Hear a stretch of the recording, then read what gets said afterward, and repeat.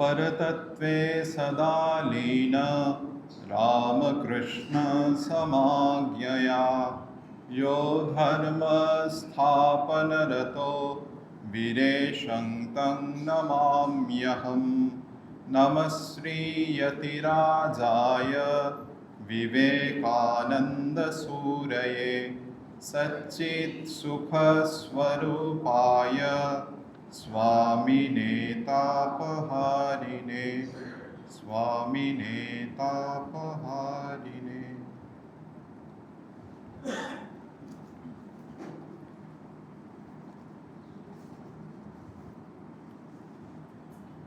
স্বামীজি ওম নমো নারায়ণায় মোকারটা ঋষিকেশী ঢঙের উদাত্ত করে নিও ভায়া।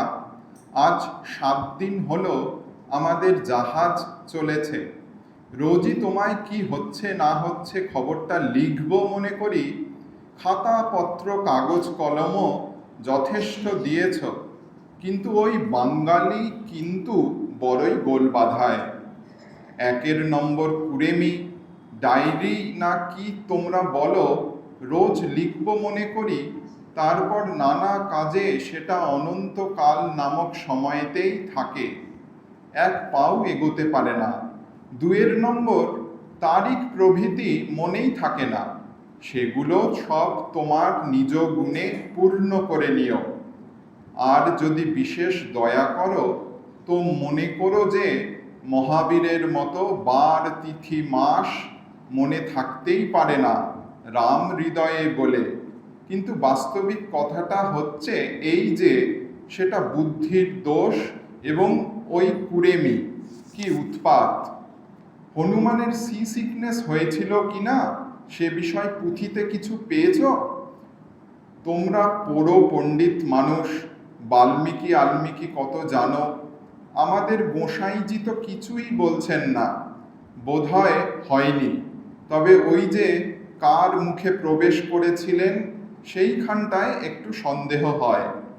তু ভায়া বলছেন জাহাজের গোড়াটা যখন হুঁশ করে স্বর্গের দিকে উঠে ইন্দ্রের সঙ্গে পরামর্শ করে, আবার তৎক্ষণাৎ ভুস করে পাতালমুখ হয়ে বলি রাজাকে বেঁধবার চেষ্টা করে, সেই সময়টা তারও বোধহয় যেন কার মহা বিকট বিস্তৃত মুখের মধ্যে প্রবেশ করছেন। মাফ ফরমাইও ভাই, ভালো লোককে কাজের ভার দিয়েছ। রাম কহ, কোথায় তোমায় 7 দিনের সমুদ্রযাত্রার বর্ণনা দেব? তাতে কত রং চং মশলা বার্নিশ থাকবে, কত কাব্যরস ইত্যাদি, আর কিনা আবল তাবল বকছি। ফল কথা, মায়ার ছালটি ছাড়িয়ে ব্রহ্ম ফলটি খাওয়ার চেষ্টা চিরকাল করা গেছে, এখন খপ করে স্বভাবের সৌন্দর্যবোধ কোথায় পাই বলো? কাহা কাশী, কাহা কাশ্মীর, কাহা খোরসান গুজরাট, জন্ম ঘুরছি। কত পাহাড় নদ নদী গিরি নির্ঝর, উপত্যকা অধিত্যকা, চিরনিহার মণ্ডিত মেঘমেখলিত পর্বত শিখর, উত্তুঙ্গ তরঙ্গ ভঙ্গ কল্লোল শালী, কত বাড়ি নিধি দেখলুম শুনলুম, ডিঙুলুম পার হলুম, কিন্তু কেরাঞ্চি ও ট্রাম ঘরঘরায়িত ধূলি ধূসরিত কলকাতার বড় রাস্তার ধারে, কিবা পানের পিক বিচিত্রিত দেওয়ালে টিকটিকি ইঁদুর ছুঁচো মুখরিত একতলা ঘরের মধ্যে দিনের বেলায় প্রদীপ জেলে আঁপ কাঠের তক্তায় বসে থেলো হুঁকো টানতে টানতে কবি শ্যামাচরণ হিমাচল, সমুদ্র, প্রান্তর, মরুভূমি প্রভৃতি যে হুবহু ছবিগুলো চিত্রিত করে বাঙালির মুখ উজ্জ্বল করেছেন, সেদিকে লক্ষ্য করাই আমাদের দুরাশা। শ্যামাচরণ ছেলেবেলায় পশ্চিমে বেড়াতে গিয়েছিলেন, যেথায় আকণ্ঠ আহার করে 1 ঘটি জল খেলেই বস, সব হজম, আবার খিদে। সেখানে শ্যামাচরণের প্রতিভা দৃষ্টি এই সকল প্রাকৃতিক বিরাট ও সুন্দর ভাব উপলব্ধি করেছে। তবে একটু গোল যে ওই পশ্চিম বর্ধমান পর্যন্ত নাকি শুনতে পাই। তবে একান্তই তোমাদের উপরোধ, আর আমিও যে একেবারে ও রসে বঞ্চিত গোবিন্দ দাস নহি, সেটা প্রমাণ করবার জন্য শ্রী দুর্গা স্মরণ করে আরম্ভ করি। তোমরাও খোঁটাখুটি ছেড়ে দিয়ে শোনো। আজকের স্বামীজির কথায় আমরা শুরু করলাম পরিব্রাজক স্বামীজির লেখা থেকে পাঠ করে। একটি আলোচ্য বিষয় রয়েছে, একটি আঙ্গিক রয়েছে, একটি বিশেষ দিক নিয়ে আলোচনা হবে, কিন্তু প্রত্যেকবারের মতো শুরুতেই সেটি বলার ইচ্ছা নেই। কিছুটা পরে সেটি আমরা দেখব, যদি না সেটি পাঠ এবং আলোচনায় ঠিকঠাক বোঝা যায় আমরা সেটির উল্লেখ করব। তা স্বামীজি যে লিখছেন, স্বামীজির তো পত্রাবলী রয়েছে। বাংলা পত্রাবলীতে দেখা যাচ্ছিল যে সর্বাধিক চিঠি স্বামীজি শশী মহারাজকে অনেক চিঠি লিখেছেন, বা মঠের উদ্দেশ্যে শশী মহারাজকে কেন্দ্র করে, কিন্তু সর্বাধিক চিঠি তার লেখা মিসেস অলিবুলকে, 57টি চিঠি। সেই অলিবুলকে সেপ্টেম্বর 1894, অর্থাৎ ধর্ম মহাসভার ঠিক পার্লামেন্ট অফ রিলিজিয়ান্সের 1 বছর পরে লিখছেন বস্টন থেকে, মা সারা, এখন আমি বস্টনের কয়েক জায়গায় বক্তৃতা দিচ্ছি। এখন চাই এমন একটা জায়গা যেখানে বসে আমার ভাবরাশি লিপিবদ্ধ করতে পারি।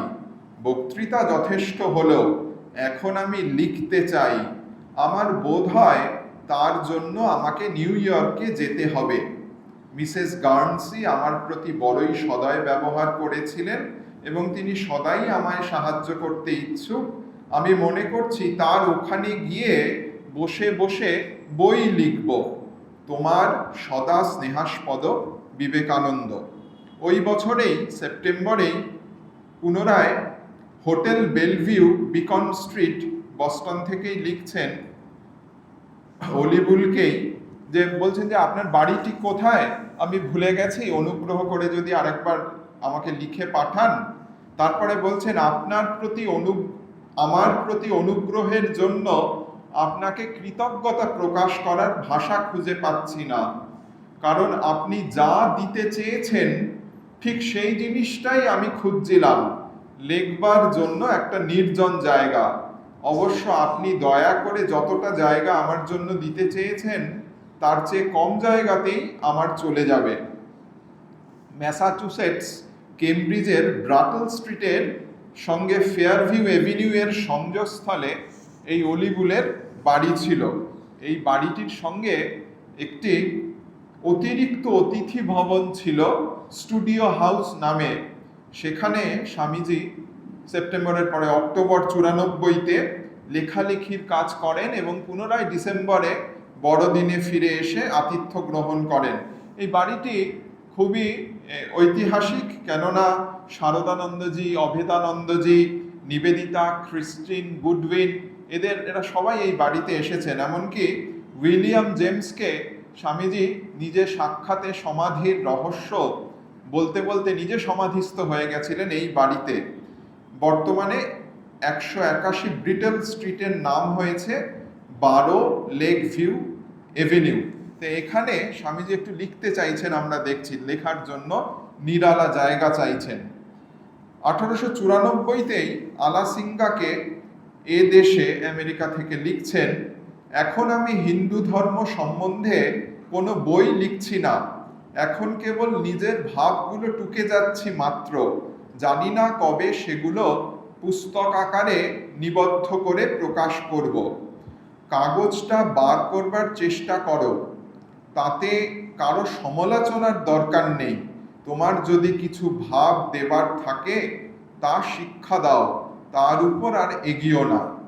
পুনরায় পেরুমল, আলাসিঙ্গা পেরুমলকে লিখছেন ওই 95-তে 6ই মে, এখন কাগজখানা কোনোরূপে বার করবার খুব ঝোঁক হয়েছে আমার। এই পত্রিকায় গুরুগম্ভীর বিষয় যেন লঘুভাবে আলোচিত না হয়। এর সুর ধীর, গম্ভীর, উচ্চ গ্রামে বাঁধা চাই। আমি তোমাদের টাকা পাঠাবো, কাজ আরম্ভ করে দাও।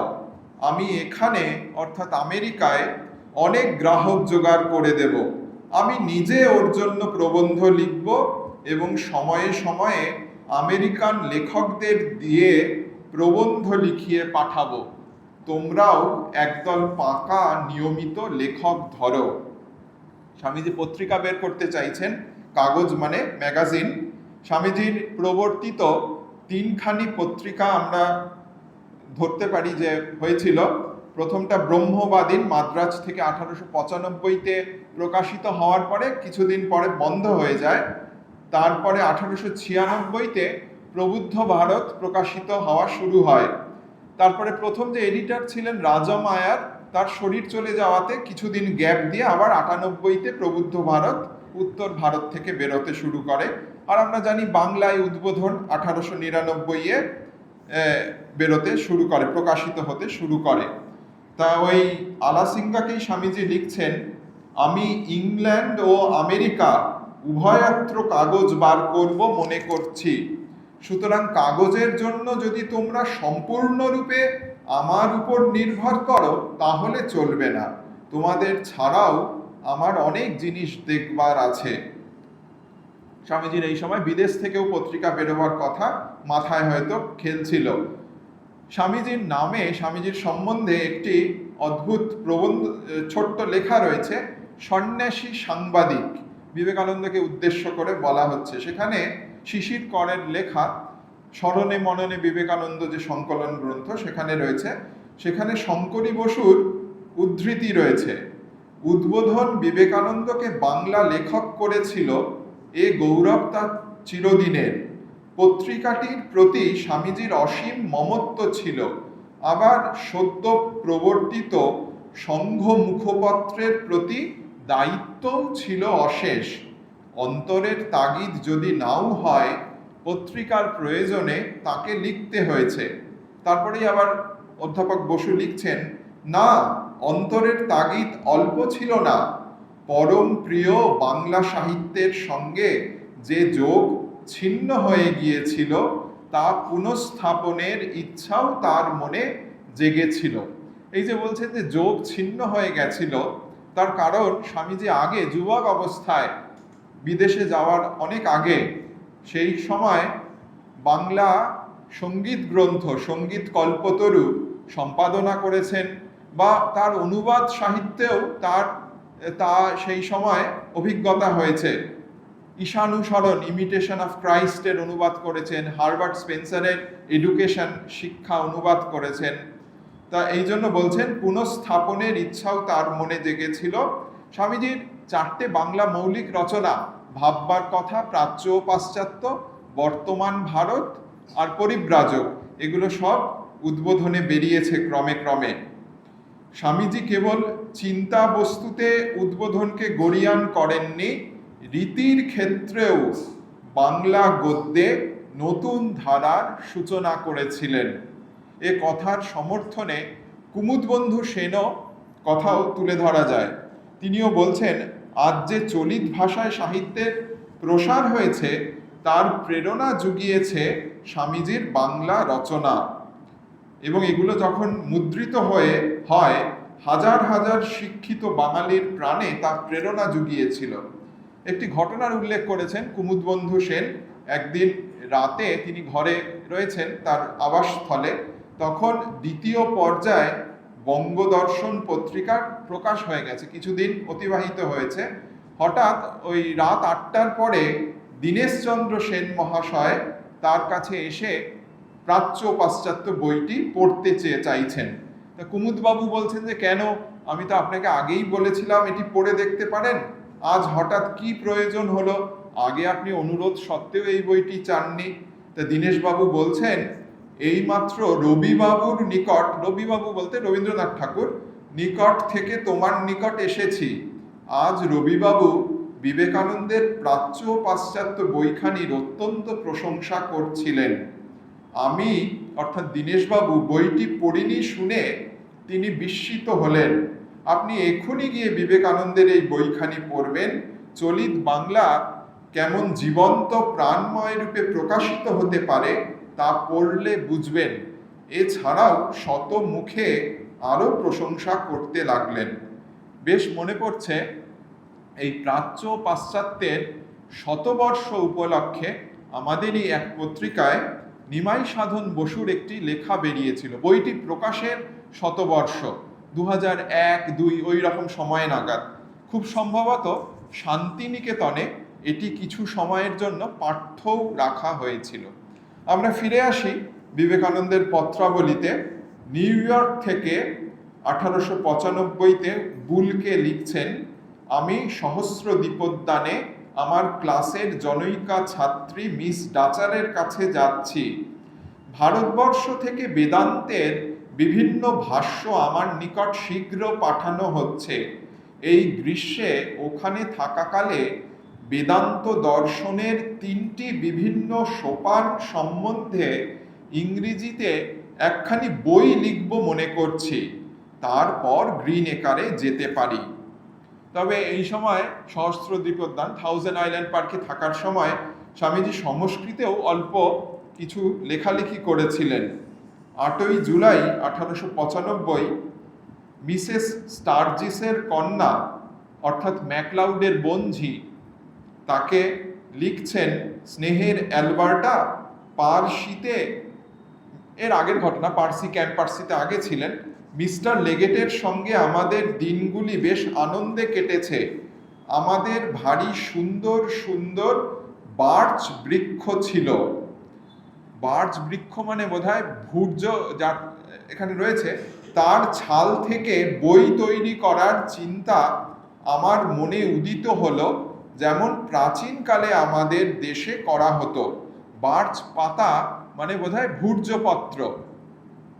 মনে পড়ছে বেশ কয়েক বছর আগে ওই যে একজন মহারাজ বলছিলেন গল্পর ছলে, যে ওই যে গঙ্গোত্রী থেকে গোমুখের পথে যে ভুজ বাসা পড়ে, ওই ভুজ বাসার নাম নাকি ওই ভুজ গাছ থেকে হয়েছে। ওই গাছ ওখানে নাকি পাওয়া যায়। আমি সত্য মিথ্যা জানি না, এরকম শুনছিলাম। এই ভূর্জপত্রের কথাই বোধহয় বলছেন। তোমার মা ও মাসিমার জন্য আমি কয়েকটি সংস্কৃত শ্লোক লিখেছি। পরের চিঠিতে এই অ্যালবার্টার মা মিসেস স্টার্জিসকে অর্থাৎ ম্যাকলাউডের বোনকে লিখছেন ওই সহস্র দ্বীপোদ্যান থেকে, আমি কিছু কিছু লিখছি ও পড়ছি এবং প্রতিদিন প্রাতরাশের পর একটি করে ক্লাস নিচ্ছি। স্বামীজি সহস্র দ্বীপোদ্যান থেকে নিউ ইয়র্কে ফিরে এলেন। লিখছেন চিঠিতে, হার্ভার্ড ফিলোসফিক্যাল ক্লাবে আনন্দের সহিত বক্তৃতা দেব, তবে অসুবিধা এই যে আমি এখন এক মনে লিখতে আরম্ভ করেছি।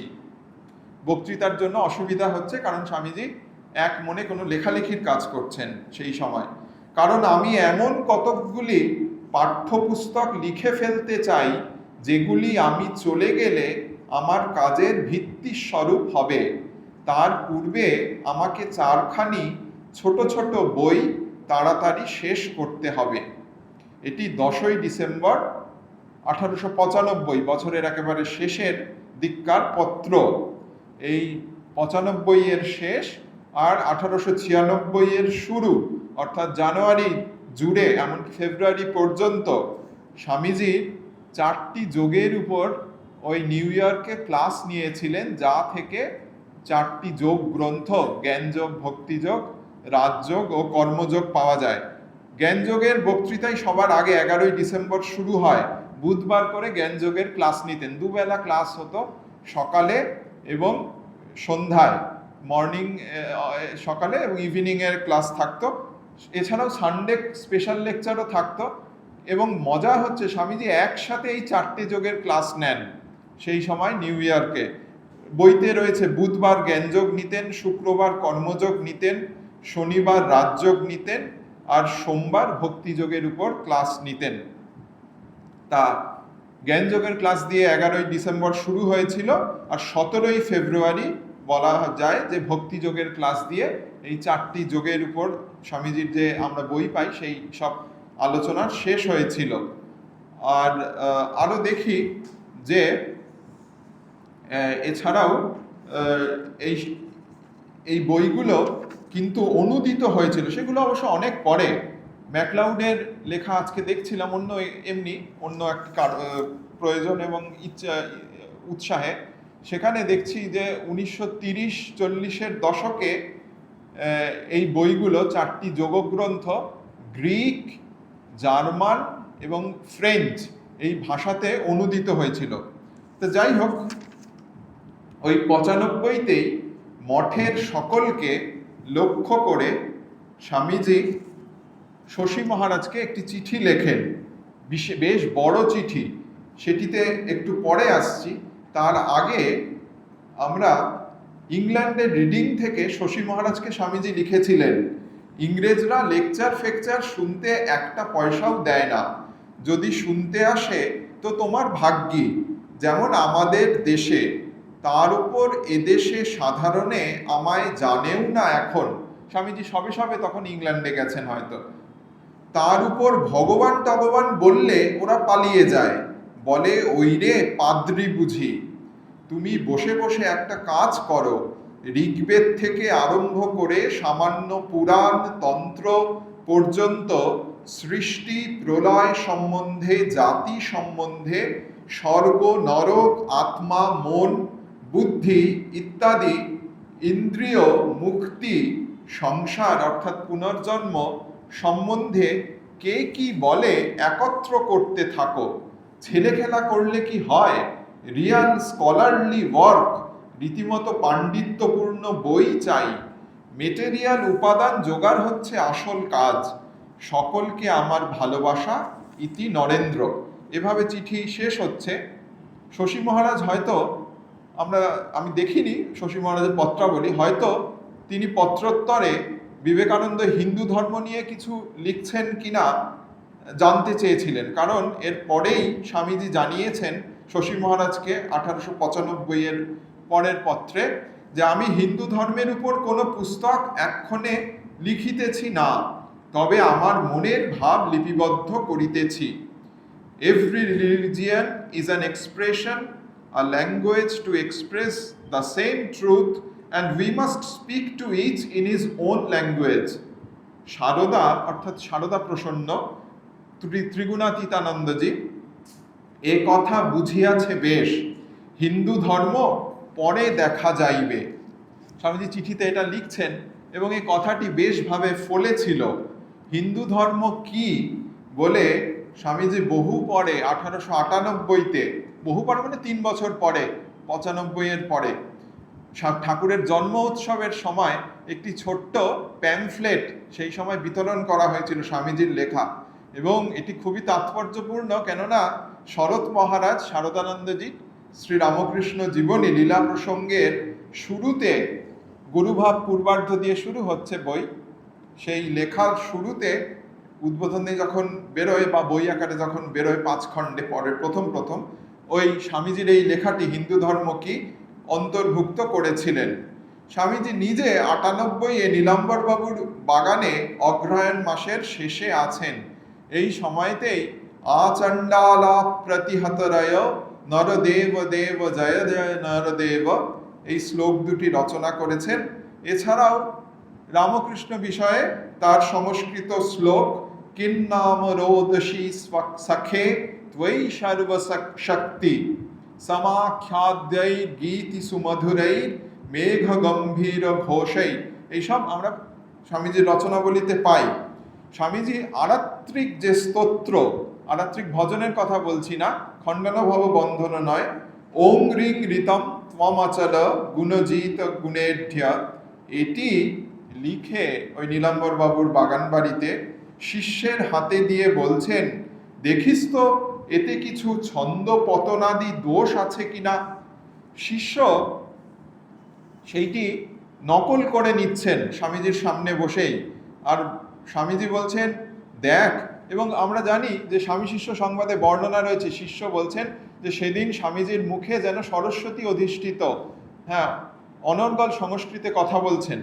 তা স্বামীজি বলছেন দেখ, ভাবে তন্ময় হয়ে লিখতে লিখতে সময়ে সময়ে আমার ব্যাকরণগত স্খলন হয়, তাই তোদের বলি দেখে শুনে নিতে। শিষ্য, তিনি সংস্কৃতের পণ্ডিত শরৎচন্দ্র চক্রবর্তী, তিনি বলছেন মহাশয় ওসব স্খলন নয়, ওটি আর্ষ প্রয়োগ। পণ্ডিতরা ওই রকম ছাড় রয়েছে তাদের জন্য, আর্ষ প্রয়োগ। স্বামীজি বলছেন তুই তো বললি, আমরা ভক্তরা বলি স্বামীজির লেখা বা স্বামীজি বলেছেন মানে সত্য, তো স্বামীজি নিজেই বলছেন তুই তো বললি, কিন্তু লোকে তা বুঝবে কেন? এই সেদিন হিন্দু ধর্ম কি, ওই যেই হিন্দু ধর্মের কথা হচ্ছিল, যেটি ঠাকুরের জন্ম মানে যে প্যামফ্লেটের কথা হচ্ছিল, ঠাকুরের জন্মোৎসবের উপলক্ষে বিতরণ হয়েছিল লীলা প্রসঙ্গের শুরুতে, সেইটার কথাই স্বামীজি সেদিন বলছেন। সেদিন হিন্দু ধর্ম কি বলে একটা বাংলায় লিখলুম, তা তোদের ভেতরই কেউ কেউ বলছে কটমটো বাংলা হয়েছে। আমার মনে হয় সকল জিনিসের মতো ভাষা এবং ভাবও কালে একঘেয়ে হয়ে যায়। এদেশে এখন ঐরূপ হয়েছে বলে বোধ হয়। ঠাকুরের আগমনে ভাব ও ভাষায় আবার নূতন স্রোত এসেছে। এবং আপনারা দেখবেন স্বামী শিষ্য সংবাদে এরপরে ভাষাকে কিভাবে নতুনভাবে গড়া যায়, বিশেষত ক্রিয়াপদের ব্যবহার কমিয়ে বিশেষণ দিয়ে। এই জন্য স্বামীজি বলছেন বাংলা, স্বামীজির পক্ষে সত্য, স্বামীজি বলছেন যে বাংলায় ওই অতটা ওজস্বিনী বক্তৃতা আমি দিতে পারি না বা সম্ভব নয়, কারণ ক্রিয়াপদ বারবার দিলে নিঃশ্বাস ফেলার মতো ভাষার যে কন্টিনিউইটি তাতে যেন ছেদ পড়ে। স্বামীজির সেই সব লেখা রয়েছে। আমরা পত্রাবলীতে ফিরে আসি, ওই পূর্বোক্ত চিঠিতে, যেখানে বলছেন যে হিন্দু ধর্ম পরে দেখা যাইবে। হিন্দু ধর্ম বললে কি এদেশের লোক আসে? সংকীর্ণ বুদ্ধির নামে সকলে পালায়। আসল কথা তার ধর্ম, হিন্দুরা বলুক হিন্দু ধর্ম, তদ্বৎ সার্বে, সেইরূপ সকলে। তবে ধীরে ধীরে শনৈ পন্থা, নবাগন্তক দীননাথকে আমার আশীর্বাদ দিও। লিখিবার সময় বড়ই অল্প, সর্বদাই লেকচার লেকচার লেকচার। এই প্রসঙ্গে মনে হয় সাম্প্রতিক স্বামীজির পত্রাবলী ইংরাজিতে 4 খণ্ডে বেরিয়েছে। নতুন যেগুলো, যে অংশগুলো পূর্বে প্রকাশিত হয়নি বা যেগুলো বাদ ছিল, কিছু কিছু অংশ প্রকাশিত হয়নি সেই সব নিয়ে। এবং প্রত্যেকটা ভলিউম দেখবেন আপনারা, আমাদের বাণী ও রচনা ইংরাজির ভলিউম থেকে, যে কোনো একটা খণ্ডের থেকে কোনো অংশে রোগা নয়, মানে কোনো অংশে কম পৃষ্ঠার নয়। তাই স্বামীজির সব বক্তৃতা ও লেখা তো পাওয়া যায় না, যেগুলি আজকে পাওয়া যায়, আজকের পর্যন্ত পাওয়া যায়, তার মধ্যে লেখা বেশি না বক্তৃতা বেশি, সেইটি একটা তুল্যমূল্য বিচার করে বা গণনা করে দেখা যেতেই পারে। শুধু তো পত্র লিখেছেন তা নয়, স্বামীজির ইংরাজি রচনাবলীর মধ্যে রাইটিংস, প্রোজ অ্যান্ড পোয়েমস, অর্থাৎ গদ্য এবং কবিতা, তারও বেশ কিছু অংশ রয়েছে। কোনটা অধিক ব্যক্ত এটি বিচার্য বিষয়। গুণগত দিক থেকে বলা হচ্ছে না, পরিমাণগত দিক থেকে বলা হচ্ছে।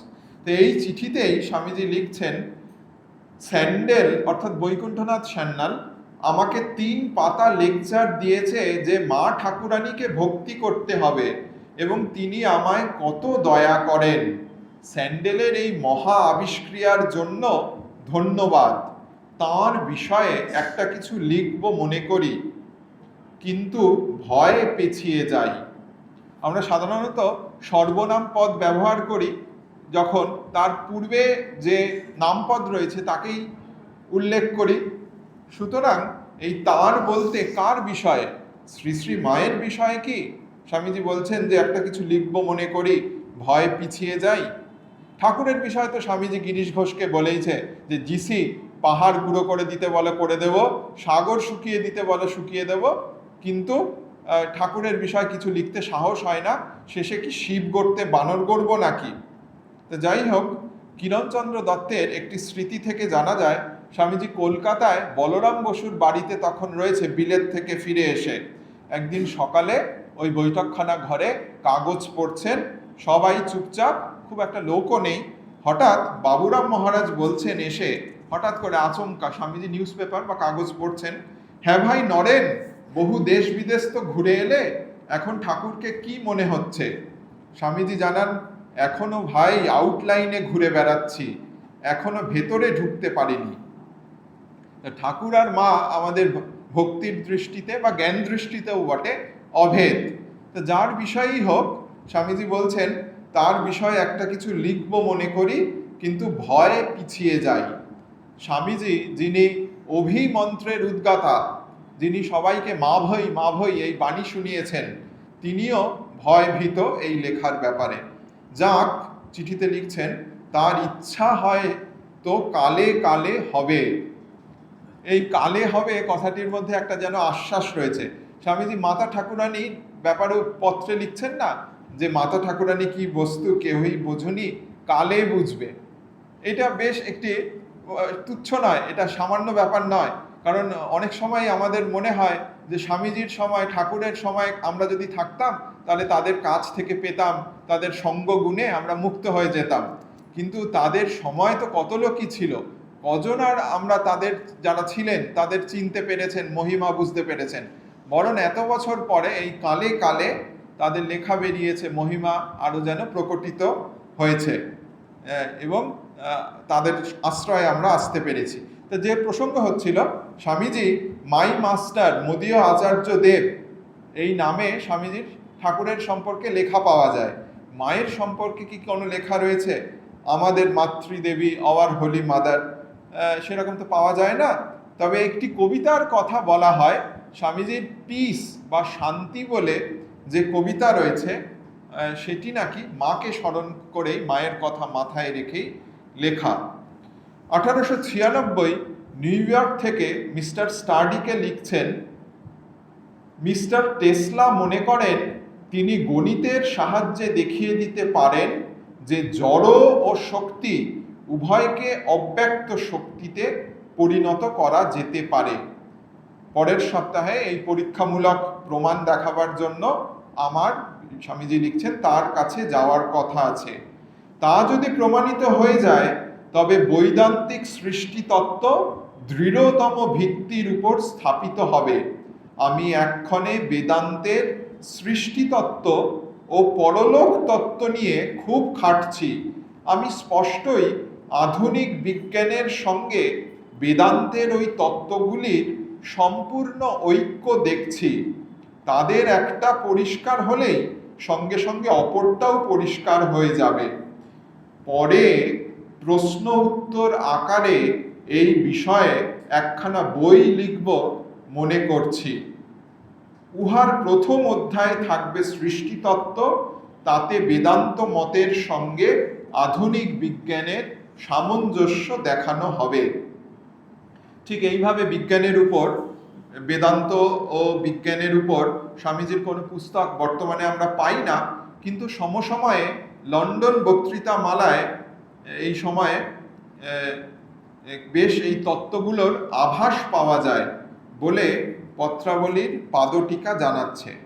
আমাদের দেশ ভারতবর্ষ, আমরা ভারতবর্ষ সম্পর্কে একটি বিশেষণ ব্যবহার করি, সমুদ্র হিমাচল, অর্থাৎ সমুদ্র থেকে পাহাড় পর্যন্ত। তা স্বামীজি ওই প্রথমবার তো নয়, দ্বিতীয়বার পরিব্রাজকে যে বিবরণ রয়েছে, সমুদ্রের বুকে ভাসমান অবস্থায় তুরীয়ানন্দজি অনুরোধ করেছিলেন উদ্বোধনের জন্য কিছু লিখতে, সেইটি পাঠ করে আমরা আলোচনা শুরু করেছিলাম। স্বামীজি বিলাত যাত্রীর পত্র এই নামে প্রথম ওইটি বেরোয়, পরে পরিব্রাজক নাম হয় বইটির। আমাদের কাহিনী এখন এসে পৌঁছেছে সমুদ্র থেকে পাহাড়ে। কাহিনী মানে কি, কি বিষয়, কোন প্রেক্ষিত বা কোন দিক নিয়ে আলোচনা করা হচ্ছে? স্বামীজি লিখছেন তো বটেই, এবং নিজেই সে লেখার কথা জানাচ্ছেন, তার নিজের সংকল্পের কথা, ইচ্ছার কথা, লেখালেখির কথা, কি লিখব তিনি ভাবছেন। স্বামীজি তো অনেক কথাই লিখেছেন, কিন্তু নিজে যেখানে যেখানে নিজের লেখার কথা জানাচ্ছেন, সেইগুলো নিয়ে আমরা সমুদ্র থেকে, সমুদ্রের বড় বড় ঢেউও স্বামীজির লেখনী থামাতে পারেনি, কিন্তু একবার পাহাড়ে এসে পৌঁছেছি, পাহাড়ের ধুলির যে ঝড় ঝঞ্ঝা, সেটি বাদ সেধেছিল এই জুন মাসেই 1897 সাল। স্বামীজি আলমোড়ায় রয়েছেন, কুমায়ুন হিমালয়ে, সেখান থেকে লিখছেন, স্নেহের মেরি আমার প্রতিশ্রুত ঘোষ গল্প ভরা বড় চিঠিখানি শুরু করছি। আকারে তার সত্যি বড় হয়ে উঠুক এই সদিচ্ছা নিয়ে। তা যদি না হয়ে ওঠে, সে তোমার কর্মফল। স্বামীজি লেখার শুরুতেই রসিকতা করছেন। এরপর স্বামীজি শারীরিক কুশল সংবাদ, লন্ডনের কাজকর্ম, মিস্টার স্টাডির খবর দিয়েছেন। তারপরে বলছেন ওই পাহাড়ে এক চিতাবাঘ এসেছে পরশু রাত্রে এবং একটা ছাগলকে তুলে নিয়ে গেছে। তিব্বতী কুকুর তারা পাহারা দেয় রাত্রে, যাতে চিতা কাছে না আসতে পারে লোকালয়ে বা বাসস্থানের। এত ঘেউ ঘেউ শব্দ করেছে সারা রাতে যে সকলের অনেকের ভয়ে প্রাণ ঠান্ডা হওয়ার মতো অবস্থা। চিঠিতে লিখছেন মিস মুলার বেশ ঘাবড়ে গিয়েছেন। তারপরেই লিখছেন, তোমাকে লিখতে লিখতে আমার সামনে সারি সারি দিগন্ত বিস্তৃত বরফের চূড়াগুলির উপর অপরাহ্নের রক্তিমাভা উদ্ভাসিত হয়ে উঠেছে। সেগুলি এখান থেকে সোজাসুজি 20 মাইল। এভাবে স্বামীজি যেন পাহাড়ে সূর্যাস্তের ধারা বিবরণী দিচ্ছেন লেখনীর মাধ্যমে, লাইভ টেলিকাস্ট করছেন।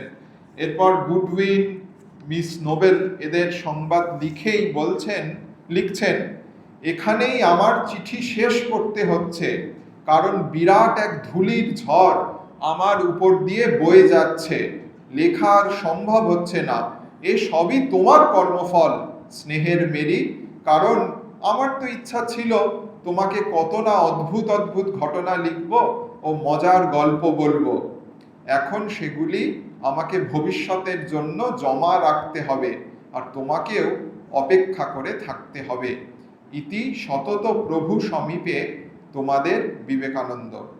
মেরি হেলকেই সেপ্টেম্বর 1899-এর চিঠিতে লিখছেন যে তুমি চিঠিতে ফাদার পোপ আর মাদার চার্চ অর্থাৎ হেল দম্পতির কথা, তার চিকাগোর যে প্রথম যারা তাকে আশ্রয় দিয়েছিলেন তাদের কথা কিছুই খবর দাওনি। কাগজে আমার সম্পর্কে বিবেকানন্দ লিখছেন, কিছু কিছু কাটিং পাঠিয়েছ, সেগুলো শুধু জনসাধারণের সামনে আমাদের তুলে ধরে ও তাতে আমার বইগুলি তোমার মতে যা হোক করে বিক্রি হয়ে যায়। এখন কি করবার চেষ্টা করছি জানো?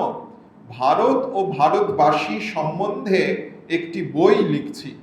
এইরকম বইও আমরা কিছু বর্তমানে পাই না, কিন্তু ভারতের ইতিহাস নিয়ে স্বামীজির কিছু খসড়া লেখা বাণীয় রচনায় পাওয়া যায়। তো যাই হোক, ছোট্ট সহজ খোশ গল্পে ভরা একটা কিছু ভারত ও ভারতবাসী সম্বন্ধে বই। 1902 স্বামীজির প্রয়াণ বর্ষ। স্বামীজির সর্বাধিক পত্র প্রাপক অলি বুল তাকেই লিখছেন যে ডাক্তার জেন্সের সম্বন্ধে একখানি বই আমার কাছে এসেছে, কিন্তু কিছু লিখবার নির্দেশ সহ কোনো পত্র সঙ্গে না থাকায় আমাদের অতি শ্রদ্ধেয় বন্ধুর সম্বন্ধে কোনো মত প্রকাশ করতে সাহস হলো না। যা হোক, আপনার বর্তমান অভিপ্রায় অনুসারে আমি ফক্সকে যথাসম্ভব সত্তর লিখব। অনেক কিছু লিখব ভেবেছিলাম, কিন্তু শরীর বড় দুর্বল। 14 জুন, জুলাইয়ের 4 তারিখে স্বামীজির শরীর যাবে। 1902-এ স্বামীজির নিজের লেখা সম্পর্কে নিজের লেখনী।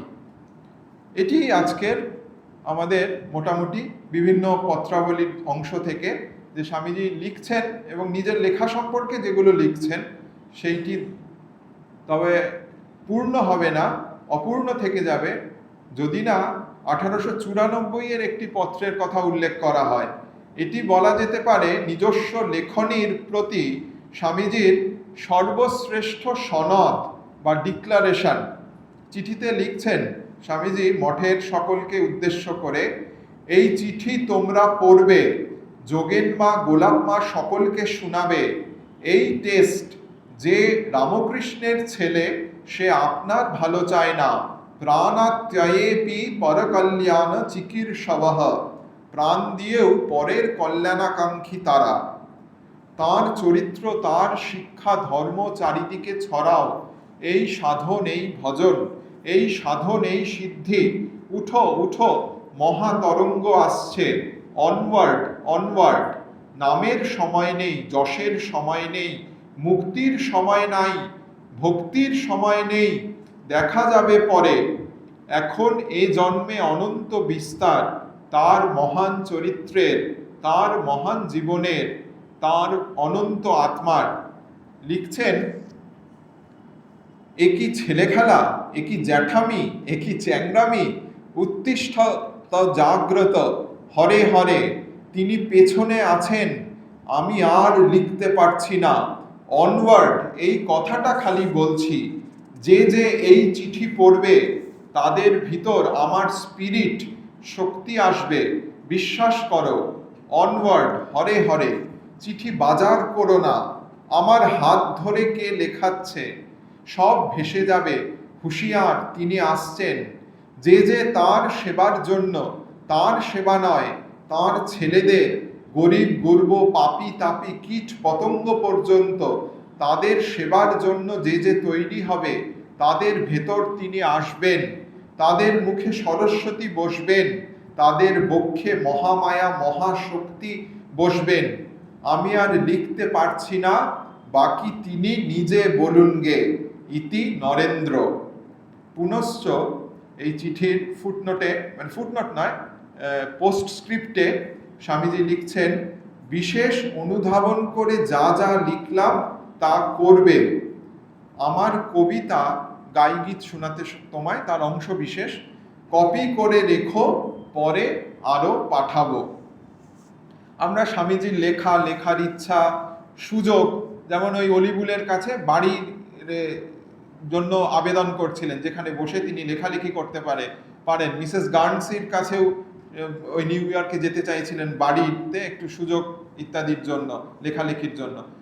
বই বা পত্রিকা প্রণয়ন, তার লিখিত গল্প কথা, খোশ গল্প ভারতবর্ষ সম্পর্কে, বা ওই টেসলার বৈজ্ঞানিক বিষয় সম্বন্ধে লেখা, এগুলো সব তার নিজের লেখায়, তার নিজের লেখা বিষয়ে কথা আমরা পাঠ করলাম কিছুটা।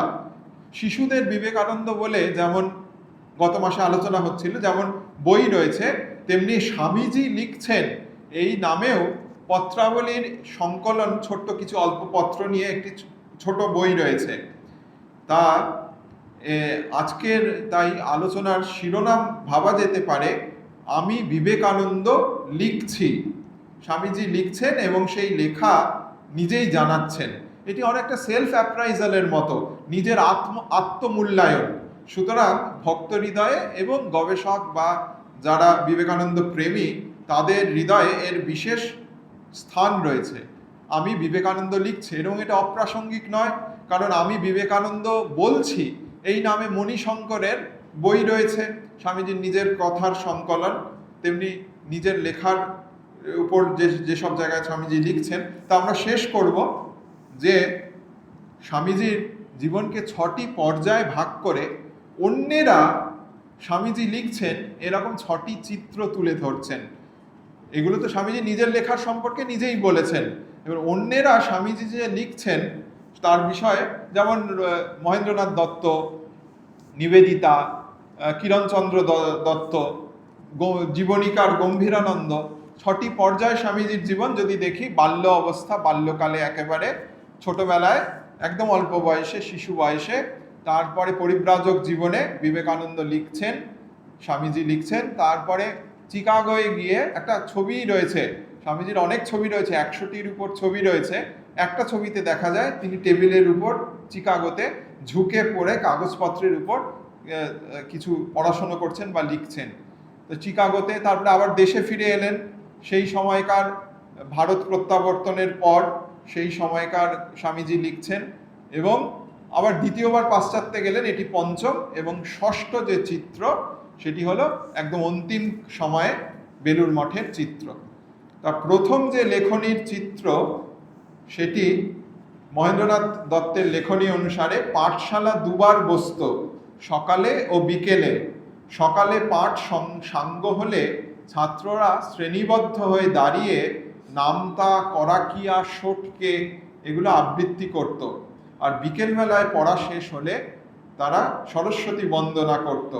তখনকার দিনে স্লেট বা কাগজের প্রচলন ছিল না।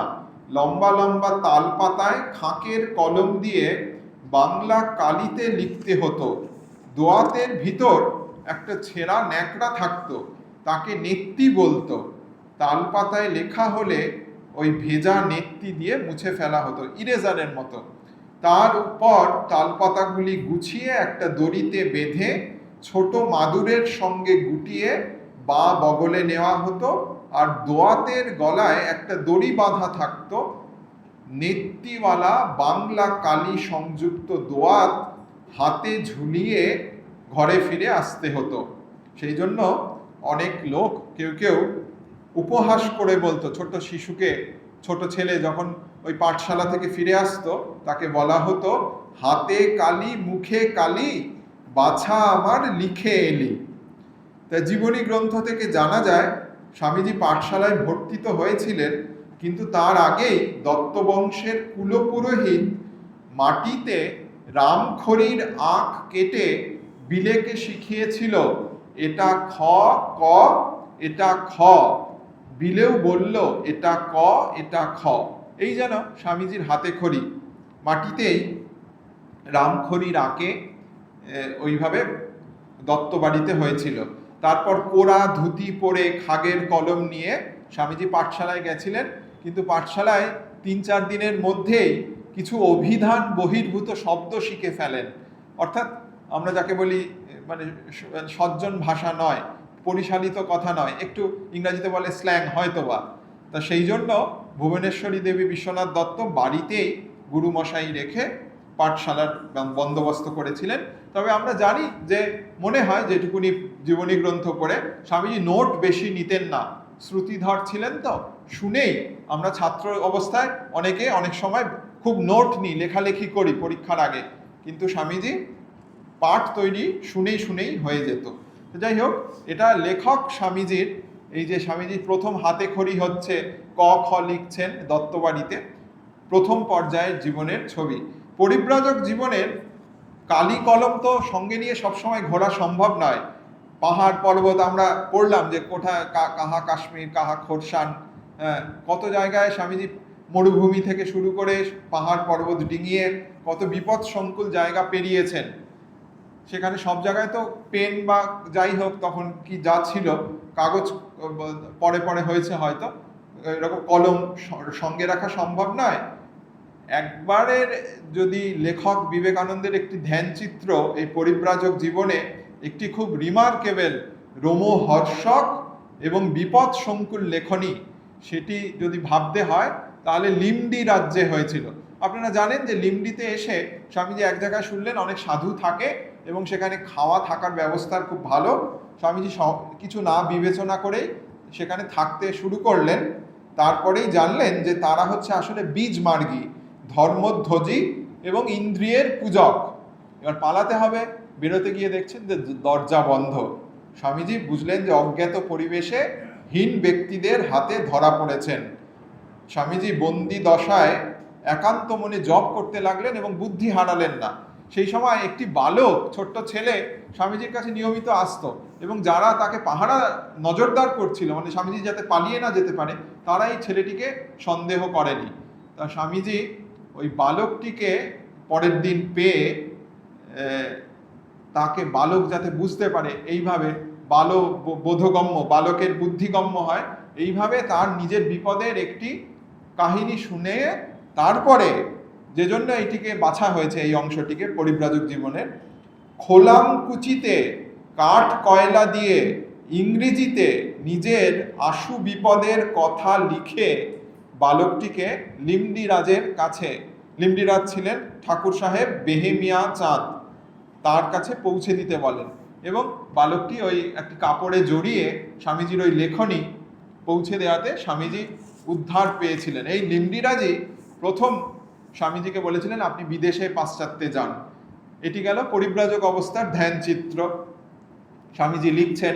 এরপরে স্বামীজি যে চিকাগোতে গেলেন, এর একটি আলোকচিত্রই পাওয়া যায়, ফটোগ্রাফি পাওয়া যায়, যে সেই ছবিতে দেখা যায় যে স্বামীজি টেবিলের উপর ঝুঁকে কিছু লিখছেন, কাগজপত্রের মধ্যে ডুবে রয়েছেন। পেছন থেকে একটি যুবক উকি মারছেন। একজন হিন্দু ভ্রমণকারী বলে সে নিজের পরিচয় দিত। স্বামীজি চিঠিতে আলাসিঙ্গাকে জানতে চাইছেন, মাদ্রাজি ছেলে, যে এর সাথে তোমাদের পরিচয় আছে কিনা, এ কে? তা আলাসিঙ্গা উত্তরে জানিয়েছেন যে এ হচ্ছে একটা বাউন্ডুলে ছেলে। তা যখন সেই চিঠি আসে ততদিনে সে আবার পগার পার হয়ে যায়, অন্য জায়গায় চলে যায়। তো এই যে ঘরে যে ছবিটি, যে স্বামীজি লিখছেন টেবিলের উপর ঝুঁকে পড়ে, পেছনে একজন দাঁড়িয়ে রয়েছে, ওই যে বইটির কথা বলা হচ্ছিল, যে পত্রাবলীর একটি সংকলন, ছোট ক্ষুদ্র সংকলন স্বামীজি লিখছেন, এক সময় ওই বইটির প্রচ্ছদেও এই ছবিটি আছে, ফটোগ্রাফ রয়েছে। এটি হচ্ছে আর্ট প্যালেসের প্রবেশের মুখেই একটা ঘর ছিল, সেখার দরজায় লেখাটা থাকতো 1 নম্বর কক্ষ, প্রবেশ নিষেধ। সেই ঘরের ভিতরে তোলা ছবি। ওই ঘরেই যারা সম্মেলনের প্রতিনিধি তারা কথাবার্তা বলতেন, এবং যে সভাপতি বনি তিনি ওইখানে আলোচনা করতেন। ঘরের দরজা হালকা ভেজানো থাকতো, কিন্তু বাইরে থেকে ভিতরে দেখা যেত। এবং কাগজের রিপোর্টে রয়েছে, এই পার্শ্ব কক্ষে, ইংরেজিতে বলে অ্যান্টি চেম্বার, সবচেয়ে দৃষ্টি আকর্ষণকারী ব্যক্তি ছিলেন ব্রাহ্মণ সন্ন্যাসী স্বামী বিবেকানন্দ। স্বামীজি লিখছেন ওই চিকাগোয় বক্তৃতার মাঝে বা সম্মেলনের মাঝে এরকম একটি ফটোগ্রাফ পাওয়া যায়। এরপরে স্বামীজি ভারতে ফিরে এসছেন, সমুদ্র হয়েছে, পাহাড় রয়েছে, নদী বাদ যায় কেন? স্বামীজি হাউস বোটে কাশ্মীরে বসে লিখেছেন, অনেক লেখা লিখেছেন হয়তোবা, কিন্তু একটির কথা নিবেদিতার লেখনীতে রয়েছে, মাস্টার অ্যাজ আই সহ হিম গ্রন্থে। স্বামীজিকে কাশ্মীরের রাজা ডেকেছিলেন, সেখানে একটি সংস্কৃত মহাবিদ্যালয় এবং মঠ যাতে স্থাপিত হয় সেই জন্য আমন্ত্রণ করেছিলেন, একখণ্ড জমি দিতে চেয়েছিলেন কলেজ এবং মঠের জন্য। কিন্তু তদানীন্তন যে রেসিডেন্ট ছিলেন স্যার অ্যাডালবার্ট ট্যালবট দুবারই তা নাকচ করে দেন। স্বামীজির কাশ্মীর যাত্রার উদ্দেশ্য ব্যর্থ হওয়ায় ভীষণের পূজাই এখন তার মূল মন্ত্র হয়ে উঠল। রোগ ও যন্ত্রণা তাকে মনে করিয়ে দিত, যেখানে বেদনা অনুভূত হচ্ছে সে স্থানে তিনি যন্ত্রণা এবং যন্ত্রণা দাতা, কালী কালী কালী। একদিন তিনি বলেন, নিবেদিতা লিখছেন স্বামীজি সম্পর্কে, তাঁর মাথায় কতকগুলি চিন্তা প্রবল হয়ে উঠেছে এবং সেটিকে লেখনী সাহায্যে প্রকাশ না করা পর্যন্ত তার অব্যাহতি নেই। সেদিন সন্ধ্যায় তারা ওই হাউস বোট থেকে অন্য জায়গায় গেছিলেন নিবেদিতারা, পরে বজরায় ফিরে এসে প্রত্যাবর্তন করে দেখলেন স্বামীজি এসেছিলেন এবং আমাদের জন্য স্বহস্তে কালী দা মাদার কবিতাটি রেখে গেছেন। এটি এই জন্য আরও বিশেষ লেখনী এবং ধ্যানচিত্র, কেননা দিব্যভাবের তীব্র উন্মাদনায় কবিতাটি লেখা শেষ হওয়া মাত্র তিনি মেঝের উপর পড়ে গিয়েছিলেন। এবং আরও বিবরণ রয়েছে, এই সময়ের কিছুদিন আগে থেকেই স্বামীজি তার নিজের নৌকা একটু দূরে সরিয়ে নিয়ে যান। হ্যাঁ, একজন ব্রাহ্ম ডাক্তার কেবল তার নিত্য প্রয়োজনীয় জিনিস সরবরাহ করত, এবং 30শে সেপ্টেম্বর থেকে 6ই অক্টোবর পর্যন্ত তিনি অনুপস্থিত ছিলেন এই অমরনাথ এবং ক্ষীরভবানী দর্শনের মাঝে এই কালী দা মাদার লেখা এক বিশেষ প্রেরণা থেকে, যেটি লিখে স্বামীজি মেঝের উপর অচৈতন্য হয়ে পড়েছিলেন। এটি গেল ভারতে নদীর বক্ষে বজরায় স্বামীজি লিখছেন। এরপরে আবার দ্বিতীয়বার স্বামীজি বিদেশে গেলেন, সেইখানে একটি চিত্র রয়েছে মিডদের বাড়ি, এবং সেই বাড়িটি ছোট হলেও 7 জন সদস্য ছিল।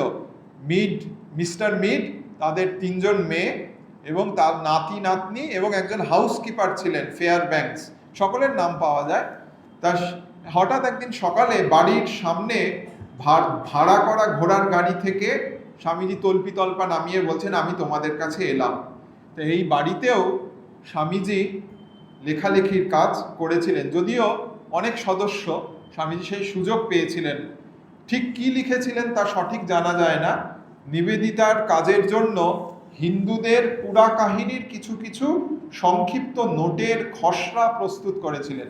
নিবেদিতার একটা ক্র্যাডল টেলস অফ হিন্দুইজম বলে বই রয়েছে ভারতীয় পুরাণ কাহিনী নিয়ে। স্বামীজি লিখছেন এই সময় এক চিঠিতে, গোপালের কাহিনী তো তুমি পেয়েই গেছো, নিবেদিতাকে লিখছেন, এর সঙ্গে সাবিত্রীর কাহিনীটা জুড়ে দাও। এতৎ সঙ্গে আমি তোমাকে আরো 4টি গল্প লিখে পাঠাচ্ছি, এগুলো দিয়ে বেশ একখানা বই হয়ে যাবে। এগুলো সব ওই মিড সিস্টারদের বাড়ি, সেইখানে ওই দক্ষিণ প্যাসাডোনা, সাউদার্ন ক্যালিফোর্নিয়ায়, সেইখান থেকে লেখা। যে আরও 4টি গল্প লিখে পাঠাচ্ছি, বই হয়ে যাবে। বলছেন যে চিকাগোতে যদি প্রকাশক নাও পাও, লেগেট এটি প্রকাশ করতে রাজি হয়েছে। আমরা ষষ্ঠ তথা শেষ লেখক বা স্বামীজি লিখছেন এই চিত্রতে পৌঁছে যাব, অন্য লোকের লেখনীতে। স্বামীজি লিখছেন, এটির কিরণচন্দ্র দত্তের স্মৃতিচারণায় রয়েছে। এই বেলুড় মঠে অন্তিম সময়ে স্বামীজি রয়েছে নিজের ঘরে বসে চিঠিপত্র লিখছেন। শশব্যস্ত হয়ে কানাই মহারাজ ঘরে ঢুকে বলছেন যে ম্যাজিস্ট্রেট সাহেব দেখা করতে এসেছেন। স্বামী ম্যাজিস্ট্রেট তখন হাওড়া জেলার ম্যাজিস্ট্রেট মিস্টার ডিউক, আইসিএস, এবং স্মৃতিকথায় রয়েছে তার দৌড়দণ্ড প্রতাপ। হাওড়া জেলা তার নামে কাঁপত তখন। স্বামীজি বলছেন মুখ না তুলেই, স্বামীজি টেবিলে চিঠি লিখছিলেন ঘরে, এই স্বামীজির ঘরে, মুখ না তুলেই বললেন বসাগে আমি যাচ্ছি। তা সাহেব ঘোড়ায় চড়ে এসেছেন। কানাই মহারাজ স্বামীজির কাছ থেকে ছুটে গিয়ে আবার সাহেবকে বলছেন যে স্বামীজি আপনাকে বসতে বলছেন। সাহেব কিন্তু ঘোড়া থেকে নামছেন না, ঘোড়ায় বসে রয়েছেন। এরকম করে কয়েক মিনিট অতিবাহিত হয়েছে, স্বামীজির দেখা নেই। কানাই মহারাজ আবার ছুটে স্বামীজির কাছে গেছেন, উনি ঘোড়াতেই বসে আপনার জন্য অপেক্ষা করছেন, নামলেন না। স্বামীজি নির্বিকার, বলছেন আচ্ছা যা, আমি যাচ্ছি। আরও কিছু সময় গেল। এইদিকে অন্যান্য গুরু ভাইরা তটস্থ, যে সাহেব এতক্ষণ অপেক্ষা করছে। সেবক মানে ওই কানাই মহারাজ, তিনি আবার গিয়ে স্বামীজিকে বলাতে, এই তৃতীয়বার বলাতে, স্মৃতিকথায় রয়েছে তৃতীয়বার খবর পেয়ে কাজ রেখে স্বামীজি নিচে নেমে এলেন। কাজ মানে লেখালেখির কাজ। মুন্ডিত মস্তক, নগ্ন পদ ও নগ্ন গাত্র, শুধুমাত্র কোটিমাত্র বস্ত্রাবৃত। সেইভাবে স্বামীজি নেমে এসে সাহেবের কাছে এসে বলছেন, হ্যালো মিস্টার ডিউক। ম্যাজিস্ট্রেট সাহেব এতক্ষণ ঘোড়ার পিঠে বসেছিলেন, সঙ্গে সঙ্গে নেমে করমর্দন করলেন, হ্যান্ডশেক করলেন, এবং দাঁড়িয়ে দাঁড়িয়েই সশ্রদ্ধভাবে তার সঙ্গে কিছুক্ষণ কথা বলে বিদায় নিলেন। আমাদেরও এবার বিদায় নেওয়ার পালা। স্বামীজি লিখছেন, 6টি ধ্যানচিত্র স্বামীজির 6টে পর্যায় থেকে তুলে ধরা হলো। তার আগে তার নিজের লেখনীতে নিজের লেখা সম্পর্কে কিছু কথা, 2টো কথা দিয়ে শেষ করব। স্বামীজি বলছেন, স্বামীজি লিখছেন, ভাষা ভাবের বাহক, ভাবই প্রধান, ভাষা পরে। আরও বলছেন, দেখ আমরা ভাব রাজ্যের ঐরাবত, ভাবের সমুদ্র তোল পার করে দিয়ে চলে যাব। ওম শান্তি শান্তি শান্তি। হরি ওম তৎসৎ। শ্রীরামকৃষ্ণার্পণমস্তু।